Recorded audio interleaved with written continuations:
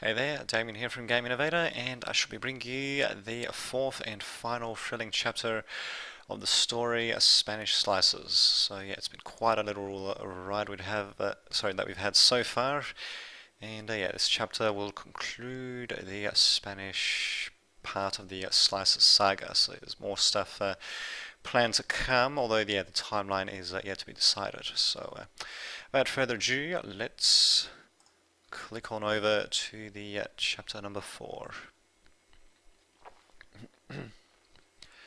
Bemusement crept over the features of Raymond Burr's face as he listened to the British representative John Johnson continue his tirade about the conflict with Spain.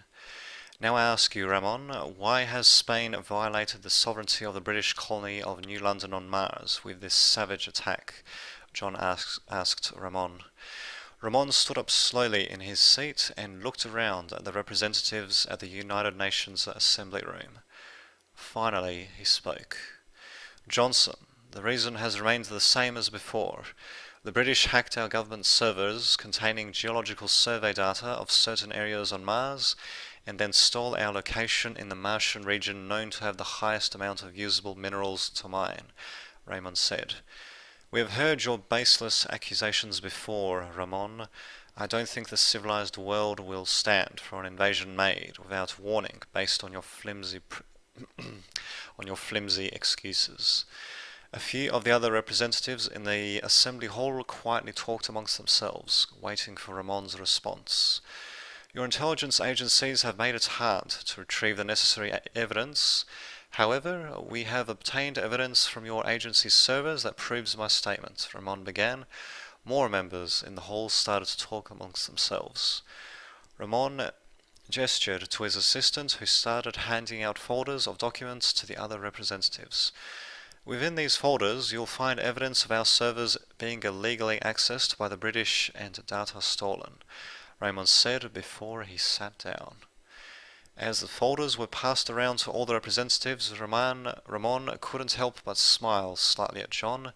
He waited until John got a copy of the documents before he started moving towards him. As he moved closer to John, he saw the expression on his face change from indignation to surprise and finally to anger by the time Ramon had made his way to John's desk. How in the hell did you...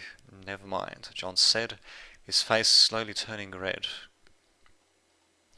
I think a private meeting is in order, Ramon said with a sneer. John stood up. The British delegation requests a private meeting with the Spanish delegation, he announced to the Secretary-General in the middle of the room.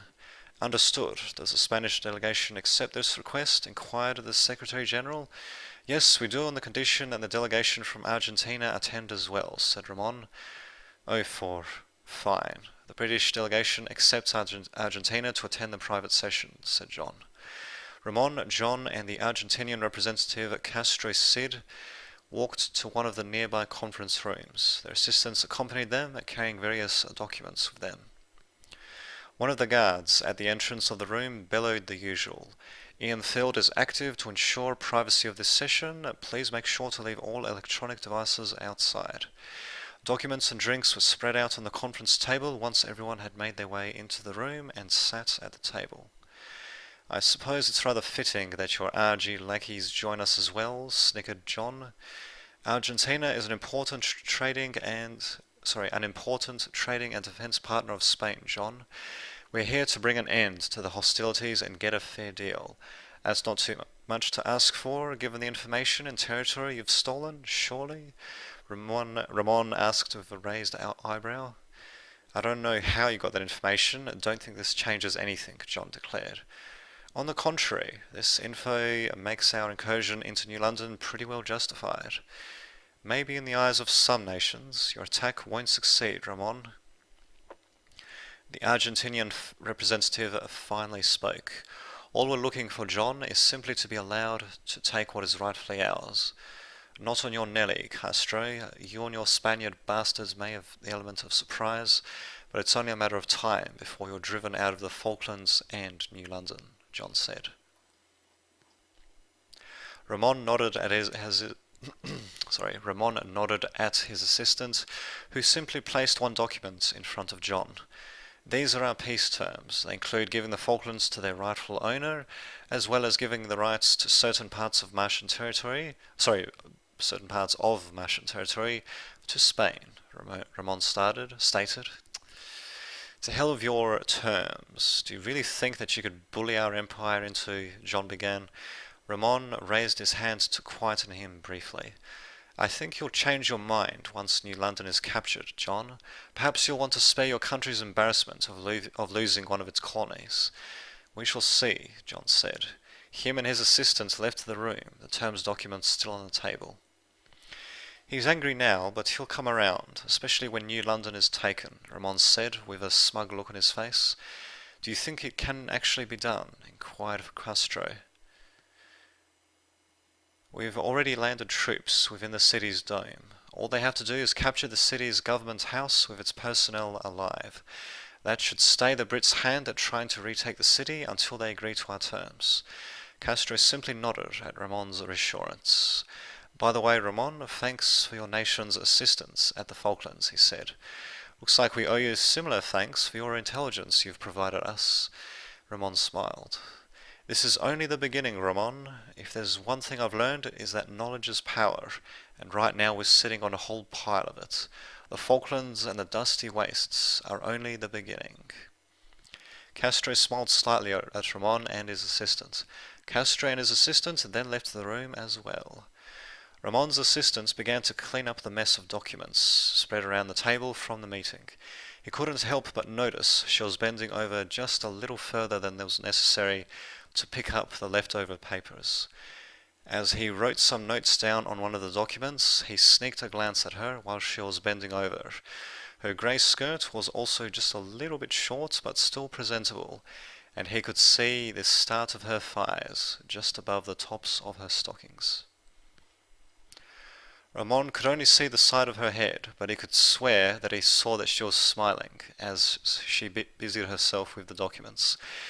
Isabella, Ramon began, how long have you been under me? A little while, sir, she replied with a small laugh. He stood up and walked slowly over to her. She definitely had a slight smile on her delicate face, as she continued to pick up the papers, he noticed. Please, call me Ramon, he said as he manoeuvred behind her. Ramon, you're married, she giggled. So are you, Izzy? He couldn't help but laugh a tiny bit himself. Let me help you with that, he drawled as he leaned over her. She let out the quietest of moans as he ran his hands over hers and gently kissed her neck. Finally, one of his hands travelled up her legs, and he found to his delight that she wasn't wearing any panties.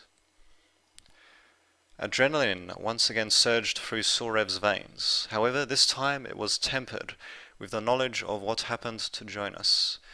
That's the basic situation, men, Hernandez said. We need to capture New London's government house, and we need to do it fast. The French and British above are launching transports to reinforce the city, he continued. Our platoon is to assist in Hill's company. We are to provide heavy support with light machine guns and other elements that we got from the transport. Let's give them hell. Sir, yes, sir, came the reply from the platoon. Their platoon arrived at the city outskirts before the first signs of trouble started to appear. An explosion was heard a little closer than Surev would have liked, and everyone in the company went on full alert. Hernandez, your platoon will advance through the buildings to cover our advance through the street, said Hills. Roger that, sir. Fleeg, your squad will take the left building over there, and Surev's squad will take the building to the right and advance along the street, stated Hernandez. Surev advanced along with his squad to the building on the right side of the street. It was a simple, prefabricated house made from concrete with a rather ugly metal roof. He walked up to the front door and knocked on it. Why are you doing that, sir? This is not a courtesy call, one of his men said. Surev's concentration was even worse than he originally thought. Never hurts to be polite, he laughed. Okay, Pulez, set up the charges. Let's blow this door open. Moving up, said Pulez. Pulez moved up to the front door and set the charges. They all backed away from the door as he silently counted down, using his fingers. The door was blown off its hinges with a low roar, and Surev's squad charged through the doorway. In one of the rooms, he saw a family with a son and daughter huddled in a corner. Thankfully, they were unarmed and not causing any trouble. He motioned for them to remain quiet. "Report," he yelled. His men replied one by one with yells of "Clear." "Griff's, lead a fire team to the next building over. We'll cover you from the windows," Sorev said. Griff's team exited out the back door and quietly moved to the side of their building before moving forward. Suddenly, Sorev was almost deafened by gunfire as muzzle flashes illuminated the night sky from the next building's windows. Griff's team staggered back, caught in the open. "Return fire," Sorev yelled out before letting loose of his new light machine gun. He tried as best as he could to suppress the enemy soldiers in the opposite windows, but their numbers were too few. The enemies who weren't targeted jutted their rifles out of the window frames and unleashed a hail of bullets on Griff's team. Griff and his team were cut to shreds by the bullets, their blood seeming to form a borderline between Sorev's house and the enemy's. Sorev managed to duck down just as he felt bullets whizzing above his head. "Fire team down," one of his men cried out. "No shit," thought Sorev. "Pules, we need to blow a hole in their defenses. On my mark, throw a satchel charge through whatever window you can, and we'll provide cover fire," Sorev said. "Got it, sir," Pules yelled back. "Ready, now." Sorev stood up and kept his finger down on the trigger. He aimed at whoever tried to poke the head out of a window and hoped they wouldn't shoot Pules. He felt a wave of relief that flowed over him. As he saw a satchel charge thrown into one of the enemy's windows. "Everybody, get back down," Sorev yelled out before ducking once more. The charge blew past the whole side of the next building, sending debris hurtling through the window and over Sorev's head. Sorev dared to peek through the window. The building was in ruins, and nothing could be seen except for rubble, smoke, and parts of the enemy soldiers. He let his head hover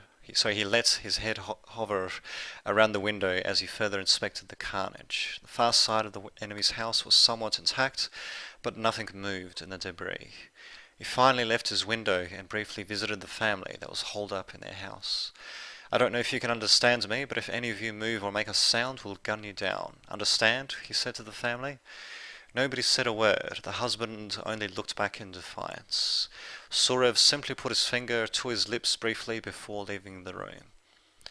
This is going to be an interesting night, he thought. A sense of finality was felt amongst Hill's company as they surrounded the government house. It was an interesting sight, a sturdy square concrete structure, yet it had a bit of elegance. Various gargoyles and statues decorated the grounds as well as ledges of the building. "Surrender and we will not harm you," Hills called out to the defenders of the house. The only response was the continuation of gunfire that poured out of the building's windows, while the company's troops sought shelter in the surrounding buildings and behind vehicles.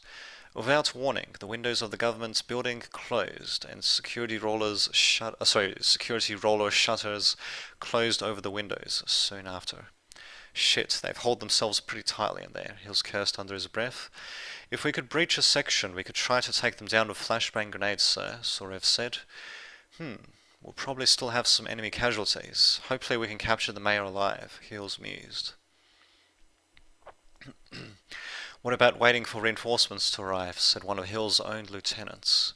"We don't have time. We've got reports of enemy troops streaming in from the docks and airlocks we previously secured. We have to end this now before we're overrun ourselves." "Sir, I volunteer our platoon to assault the government house. We'll get their mayor alive," Hernandez said. Of course he would volunteer us, Sorev thought. "I like your attitude, son. Breach the eastern wall and take him down with flashbangs. Use lethal force only if absolutely necessary," Hills replied. Hernandez's platoon approached the eastern wall of the building. "This should be the furthest point from the mayor's office," Hernandez stated. "With a bit of luck, he's holed himself up there, so he should survive the breach. Of course, we'll have to fight through the building to get to his office." Fleeg's squad planted the charges on the eastern wall, and everyone ran for cover. The charges blew open a hole in the wall with a large explosion. Cries of pain and surprise were heard inside the building. Fleeg's squad rushed forward to the hole while Surev's squad stayed back to provide cover. Fleeg nodded at two of his men, who threw a flashbang each into the two sides of the outer corridor through the hole. The flashbangs let off an unholy burst of light and sound, and even from a distance, Sorev heard his ears ringing. Fleeg's squad charged in through the hole, and Surev's squad followed. He noticed that Hernandez was in the rear this time. Inside the outer corridor, Surev could see nothing but smoke and debris everywhere. Gunshots rang through the building as the two squads fought room to room. As the smoke started to clear, Surev could only see the grey-white walls around him, marred by bloodstains of both friendly and enemy soldiers and people. He stumbled around through the smoke, taking potshots at what looked like enemy soldiers retreating further inwards, while flashbangs detonated in different rooms all over the building. Surev's eyes started to water from being exposed to so much smoke, and he struggled to breathe. He wasn't even sure where his own squad was, and his voice was continually drowned out by the cacophony of gunshots and flashbangs. After stumbling through a corridor, he almost missed a critical door to his right that seemed to show that it was the mayor's office. He looked around, but could see no one else around him. He hesitated only a moment, then kicked the door down. An empty desk greeted him. As he walked forward into the room, a man leaped onto him from the left side. Caught completely by surprise, he tumbled to the ground along with his attacker. He heard the man curse in English and surmised that this was the mayor, as he was wearing a suit and tie. Surev tried to get up, but a punch to the jaw caught him by surprise, and he lay on his back on the floor. The man tried to punch Surev again, but this time he was ready for it and blocked him. Surev pushed the man off himself before leaping to his feet. The man tried to reach into his pocket, probably to retrieve a gun. Surev's instincts took over completely, and he surged forward, breaking the man's arm before he could do anything. The man collapsed to the ground, holding his broken arm in pain. Surev rifled through the man's pockets and got rid of his gun. He also found his wallet, including what looked like an official government badge. It was the mayor, after all. "Sir, I've got the mayor apprehended," Surev said into his radio. "Great news. Good job, soldier," came the response. Surev could hear Hernandez's joy on the communicator, but he felt only exhausted himself. With the mayor captured, the rest of the building's defenders surrendered. The enemy troops that were dispatched from the transports to retake the city held themselves back upon hearing of the capture. "How's that for a report, sir?" Hills said into his communicator. "That's a great start, Major," came the reply. "We'll need a full report, including casualties ASAP. In the meantime, hold the government house. A ceasefire has been ordered by the French, Spanish, and British command while terms are being negotiated." Hernandez walked over to Surev, who was looking out one of the windows of the government house. Various fires raged in the distance.